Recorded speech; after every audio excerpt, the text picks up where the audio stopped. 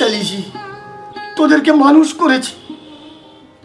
আমার নিজের জীবনের জন্য আমি কোনোদিন সময় দিতে পারিনি, কোনোদিন আনন্দ উপভোগ করতেও পারিনি। তাই তাই এই তোর বাড়িতে এসে তোর শ্বশুরের সাথে একটু সময় কাটিয়ে যাই। আমার তো আর সময় কাটানোর কোনো বন্ধু নেই, সেজন্য আসি। আমার না আসাতে তুই যদি ভালো থাকিস তাহলে আমি আর আসবো না। বাবা, আমি তোমাকে না বুঝে অনেক কষ্ট দিয়েছি বাবা, তুমি আমাকে ক্ষমা করে দিও বাবা, ক্ষমা করে দিও। ভালো থাক।